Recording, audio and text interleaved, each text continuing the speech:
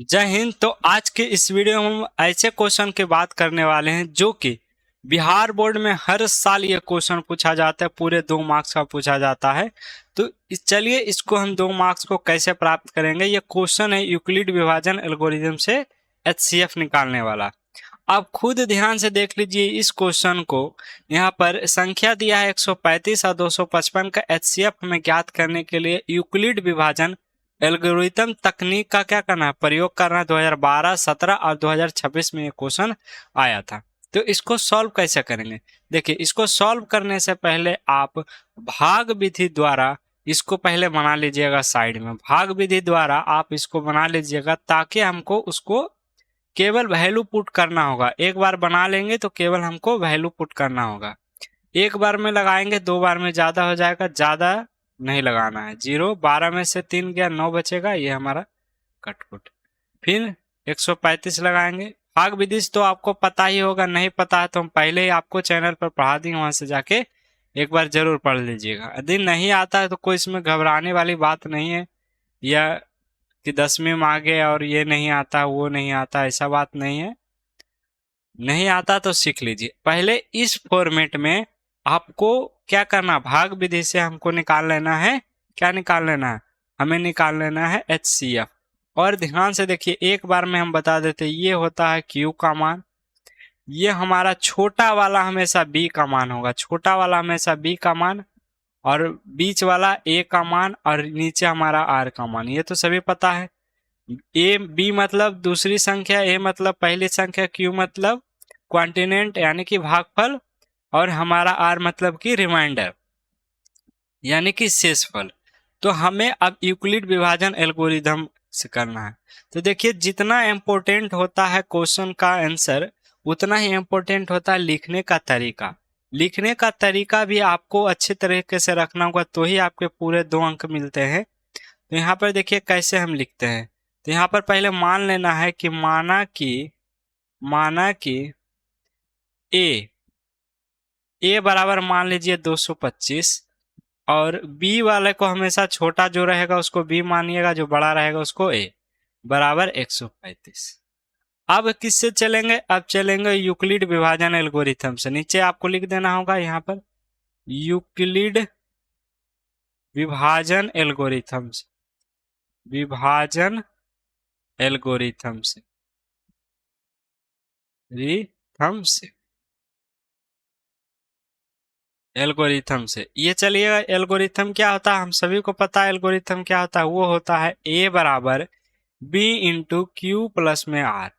बस आपको क्या करना है, आपको केवल इससे उठाकर इसमें पुट कर देना है, इससे उठाकर इसमें पुट कर देना है। तो देखिए, ये यहाँ से पहला स्थिति हुआ, यहाँ तक में ये पहला स्थिति हुआ, यहाँ से ये दूसरा स्थिति है, यहाँ से तीसरा स्थिति।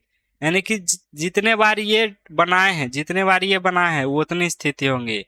भाग वाला सिंबल जितने बार बनाए उतनी स्थिति होगी। 3 बार बनाए तो 3 स्थिति होगी, 3 बार बनाए हैं तो क्या होगी, 3 स्थिति होगी। तो हम लिखेंगे यहाँ पर स्थिति 1 लिख सकते हैं।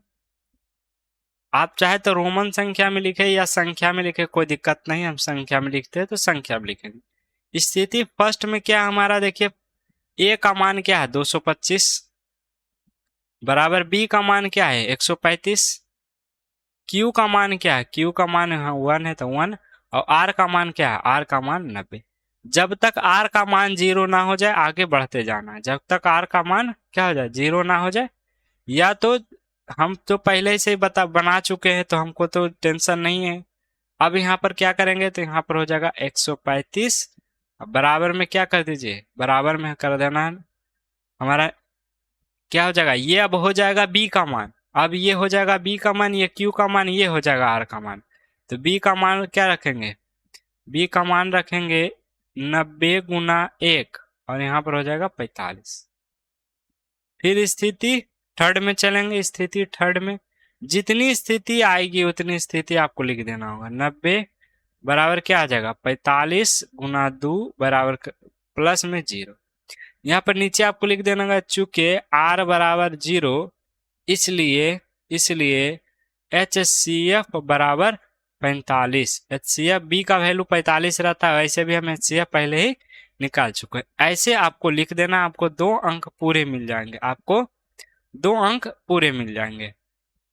अब समझिए, ये यहीं तक आंसर लिख दीजिएगा तो मार्क्स कटने की संभावना हो सकती है। नीचे में ये चीज ऐड कर दीजिएगा, नीचे में ये चीज ऐड कर दीजिएगा, नीचे बिल्कुल नीचे, अतः 135 और 225 का मस बराबर 45।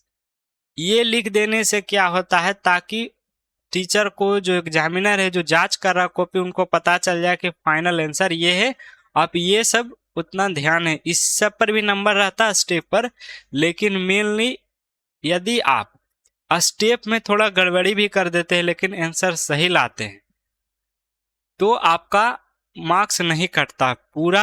ऐसा भी नहीं कहेंगे कि पूरा मार्क्स मिल जाएगा, ऐसा भी नहीं कहेंगे कि पूरा मार्क्स कट जाएगा, ऐसा नहीं। यदि आपका आंसर सही, आपके बनाने का प्रोसेस यदि टीचर को समझ में नहीं आया, चाहे आपने नहीं लिखा, तो आपको आधा मार्क्स मिलेंगे ही मिलेंगे। आधा मार्क्स हमारा आंसर पर होता है, आधे मार्क्स हमारा स्टेप पर भी होता है। ऐसा नहीं कि डायरेक्ट आंसर लिख दीजिएगा तो आपको पूरा मार्क्स मिलेगा। हाँ, सही आंसर लिखिएगा तो कुछ मार्क्स मिलने की संभावना है, लेकिन पूरी मार्क्स नहीं मिलेगी। तो पूरी मार्क्स पाने के लिए यहाँ से पूरा लिखना, ये चीजें आपको रफ्तार में करनी है। चाहे तो आप कर भी सकते हैं, लेकिन ज्यादातर प्रेफर कीजिए कि रफ्तार में करना। ये केवल एक क्वेश्चन आता है, हर साल दोनों सिटिंग में एक क्वेश्चन आता है, जाके क्वेश्चन बैंक में आप देख सकते हैं। उसी प्रकार से सेम इसको भी बनाइएगा, बना के कमेंट में बताइएगा, इसको बना के कमेंट्स में बताइएगा, ताकि हम समझ जाए कि आपको समझ में आया कि नहीं आएगा। यूक्लिड विभाजन एल्गोरिथम से यहाँ पर 867 और 255 का महत्तम समावर्तक, महत्तम छूट गया है, तो महत्तम समावर्तक ज्ञात करें। क्वेश्चन 25, 17 और 21 में आया था। एक ही क्वेश्चन रिपीट भी होता है, संख्या चेंज भी हो सकती है, लेकिन बनाने का प्रोसेस आपका सेम ही रहेगा। तो यदि वीडियो समझ में आ गया होगा तो चैनल को सब्सक्राइब कर लीजिए। इसी टाइप के वीडियो के लिए मिलेंगे अगली क्लास में।